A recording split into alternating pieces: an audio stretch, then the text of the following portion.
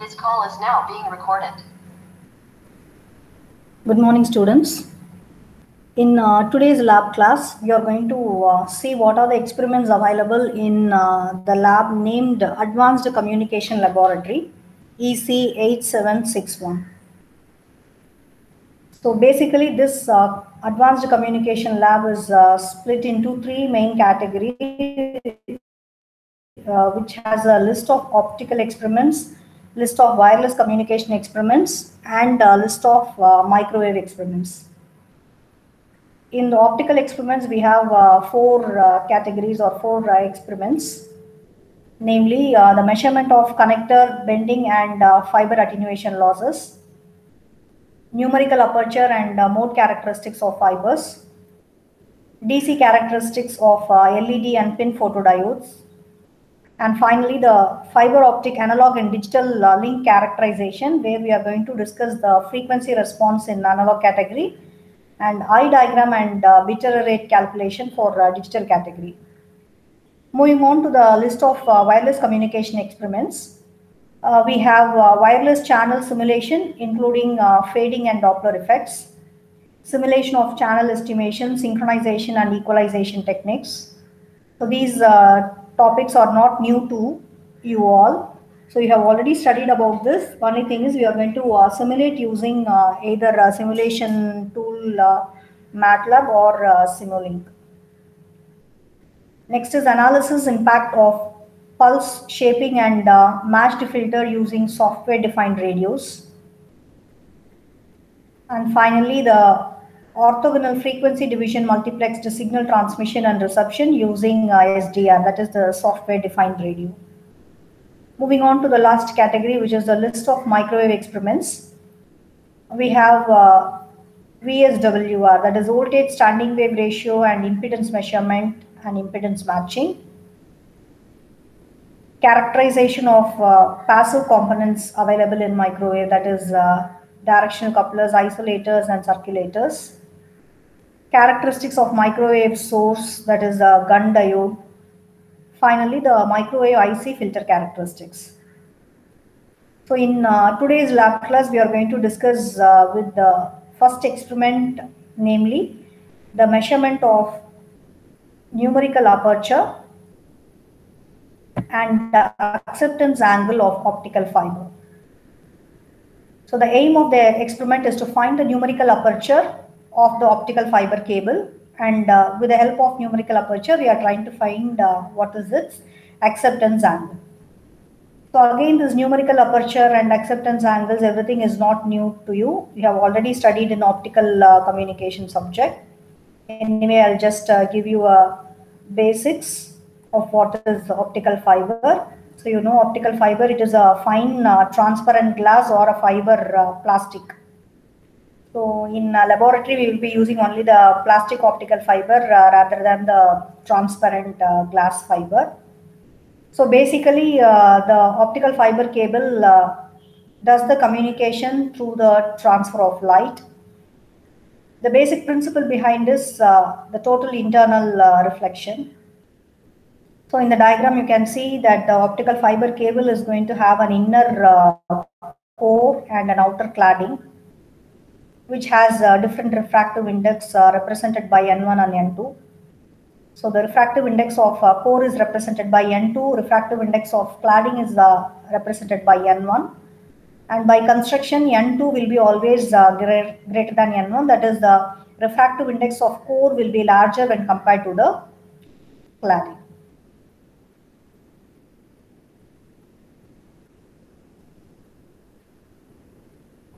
So as I told you earlier, the basic principle is going to be total internal reflection.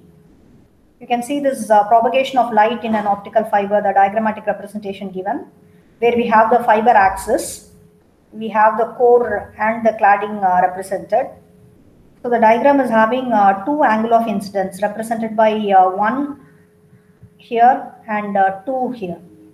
So in the first case, you can see that the incident angle, the signal which is incident with this angle is reaching the point A, and then it is reflected at the point B, and it is again re-reflected at the point C. That means the signal is properly reflected back. It travels through the core and reaches the other end of the fiber cable. In the second case, if you see, which is represented by the dotted line, you can see that the incident signal is incident on A. It is, since the angle of incidence is different, it is reaching the cladding and the signal is lost at the cladding here. The total internal reflection is not taking place. So the angle of incidence is very, very important. The angle at which the ray is incident on the fiber cable is very, very important parameter. If a ray enters the optic fiber at a steep angle, that is the second case, then what happens? It intersects the core cladding boundary and it gets lost in the cladding. Which means that the guided signal through the optic fiber cable must enter the core with an angle which is less than a particular angle which is called as acceptance angle. So what is the acceptance angle? It is the angle up to which the signal will make it to happen a total internal reflection. Beyond that angle of incidence, what happens? The signal will go through the core and cladding region and it gets lost at the cladding portion. So a ray which enters a fiber with an angle which is greater than the acceptance angle will be lost in the cladding. So Snell's law is an important law that we have to remember. Snell's law is N0 sin I is equal to N1 sin theta, where I is the angle of incidence and theta is the angle of refraction. So N0 is the refractive index of the medium outside the fiber, and for air medium, the value of N0 is going to be 1. So the formula of numerical aperture in terms of refractive index is given by Na is equal to square root of N1 square minus N2 square. So what is the definition of a numerical aperture? Numerical aperture is defined as the sine of half of the angle of the fiber's light acceptance cone. So in terms of formula, you can write Na is equal to sine theta A, where theta A is the acceptance angle. So let us simulate this experiment, how to find the numerical aperture for an optical fiber, for which we are going to use the formulas Na is equal to sine theta A or simply sine theta, where it can also be written as sine theta is equal to r by square root of r square plus d squared, where small r is the radius of the spot of the light and d is the distance between the fiber end and the detector. So let us see the simulation part.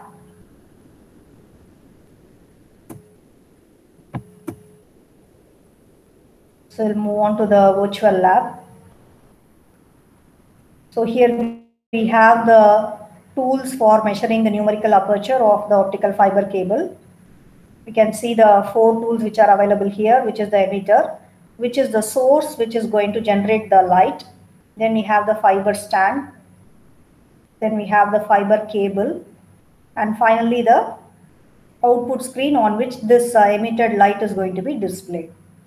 So first we will do the connection and then we will proceed on with the conduction of experiment. Let us select the emitter first. Then let us select the fiber stand. Then this fiber stand is required for the line of sight communication between the emitter and the output screen. And finally we will select the output screen. So we have selected all the components. Once you select and give the connection, we have to press this start button. Once we give the start button, you can see this is the diagrammatic representation of our setup, where we have the emitter followed by the fiber stand. Between the fibers at the line of sight, this optical fiber cable is connected, and the light which is emitted by the emitter will be displayed on this screen, which is available here. So for selecting the cable, we have 2 options, fiber cable and glass cable. Fiber cable indicates the plastic cable and the glass cable indicates the transparent optical fiber cable. So in the laboratory, we are going to use only the plastic cable. So I have selected this fiber cable here. Now, so the emitted light is screen on this screen, output screen. Can you see it? So as we move the distance of the screen, you can see the changes here. Can you see? Can you see the spot which is slowly increasing as the distance between the screen and the fiber increases? The diameter of the light which is displayed on the screen is going to increase. But at the same time, the intensity of the light is going to decrease. It is similar to the torchlight when we put the torchlight on the screen, as the distance gets increased, the light becomes blurred, right? So when the distance between the screen and the fiber is small, the diameter will be small, but at the same time, the intensity of the light will be larger. So this is the observation. And from this observation, you have to calculate what is the numerical aperture and the acceptance angle. So we have to observe all the points. We will start from 0 millimeter. We will move this to 1 millimeter first.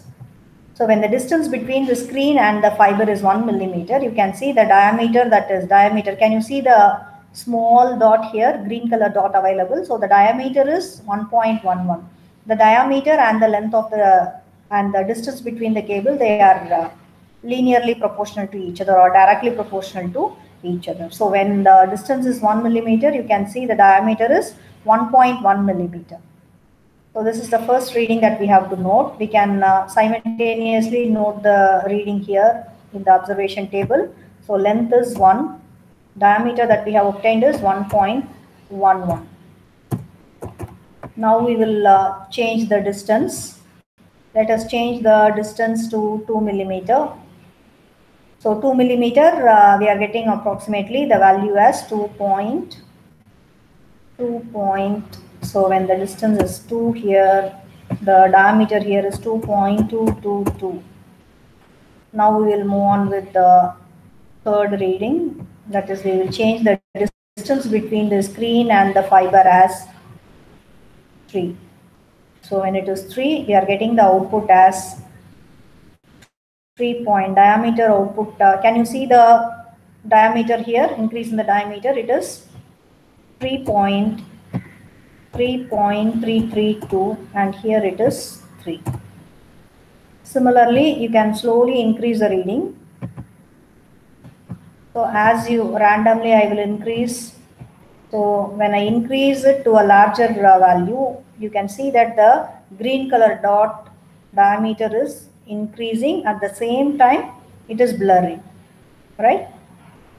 So this reading we have to tabulate. After tabulating it, you have to find what is the numerical aperture. So let me tabulate here for the distance 4. For the distance 4, the output that we have obtained here is 4.444. So once you tabulate here, you can draw the graph.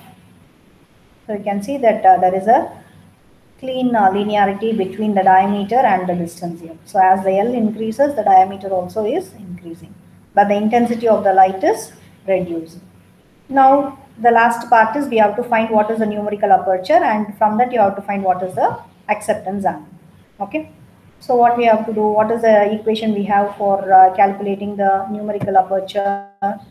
So we have the formula for the numerical aperture, sine theta.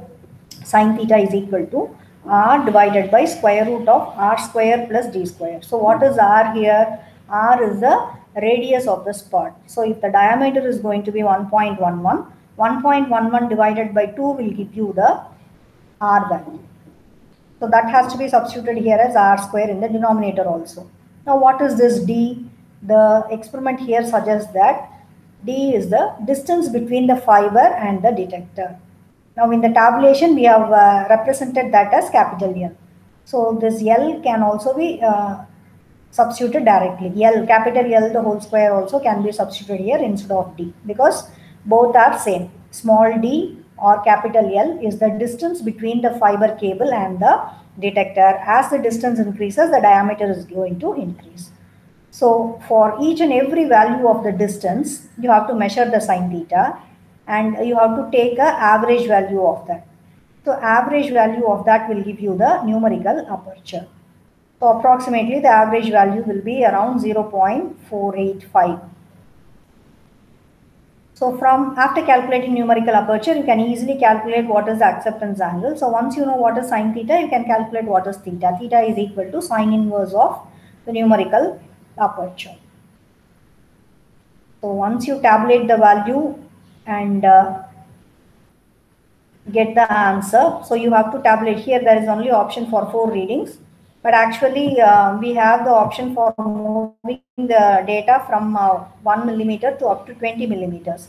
So for each and every 1 millimeter, you can calculate what is the diameter, and you can fill a similar table here for 20 readings. You can draw a graph for 20 points here. And after calculating, after observing these points, by using the formula sine theta is equal to r by square root of r square plus d square, where r is half of this value and small d is this value itself, 1, 2, 3, 4, etc.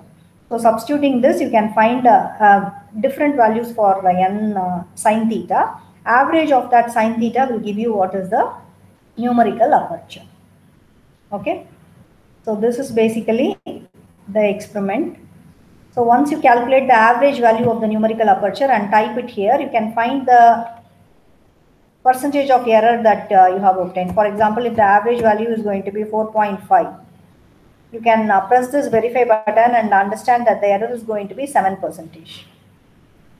So the value is 4.8. If the value you have obtained is 4.8, that means the error is 1%. If the value is going to be 4.85, then you have got your exact reading with 0% error. Okay, so basically this numerical aperture, it gives you an idea that as the distance between the detector and the fiber cable increases, the diameter is getting increased, the intensity is getting reduced. Numerical aperture obtained with formula is giving you an answer 0.485.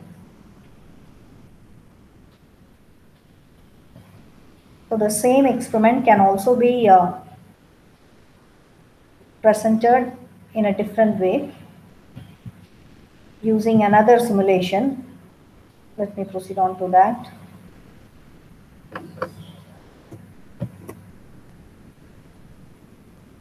So here we have another setup which can also be used for understanding the concept of the same numerical aperture. Instead here we are going to analyze how the output current is going to vary with respect to the change in the distance between the fiber cable and the detector. So this is another simulation setup where we have different components available. We have to drag and drop these components accordingly as per the requirement. So the first parameter or the first block that you have to put is emitter. So let me place the emitter here.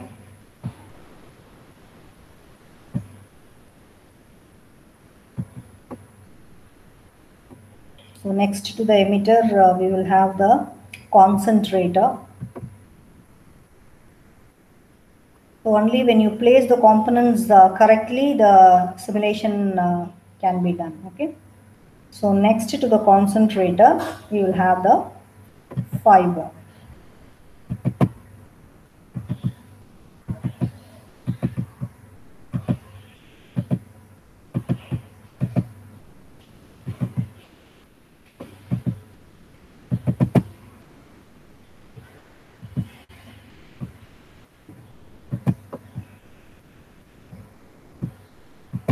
We'll have the fiber. I'm not able to select it. Okay, let me proceed for the stand. And then I'll connect the fiber. Okay. Let me connect the detector next.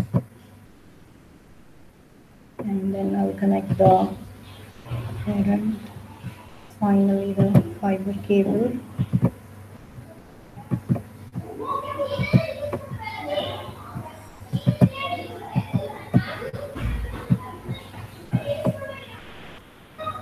So here you can see, once you give the connection properly, so we have the emitter here.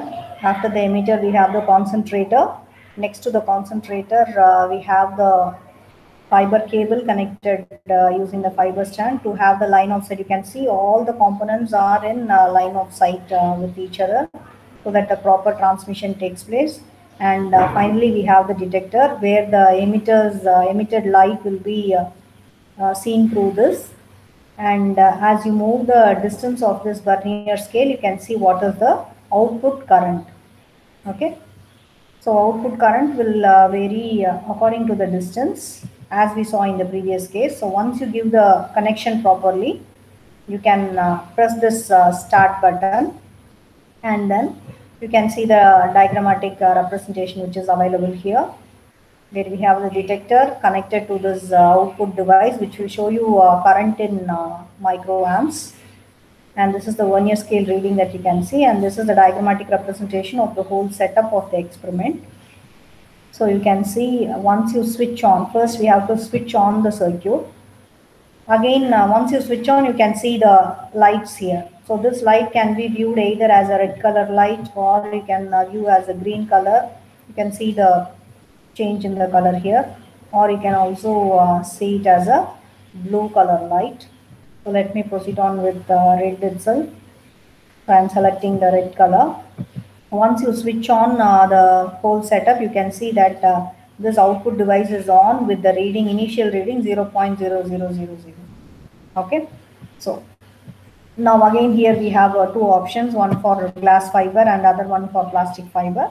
Let me select the plastic fiber, as we will be using only the plastic fiber in the laboratory.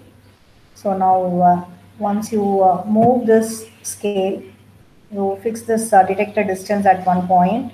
As you move this detector distance x, that is, as you move the Vernier scale reading, you can see that the output is changing. Can you see the output reading which is changing in the... So as you move, can you see the output current is slowly increasing. It will reach a peak and then it will decrease slowly. Okay, now instead of viewing this in the Vernier reading, you can also view this as a graph. You can select this show graph. So this graph will be obtained here, which will give you the distance, detector distance x versus the output current in microamps. So as you move this x, you can see the graph. It is increasing, it is reaching a peak, and then it is... Okay, so this movement of z direction will give you the control over the blurriness and the intensity. So you can see either as a Vernier scale reading, or you can view as the graph by varying the x direction, increase and decrease. Okay. So hope this would have given you an idea of the numerical aperture and calculation of the output current of an optical fiber by varying the distance between the fiber and the detector. Thank you, Anna.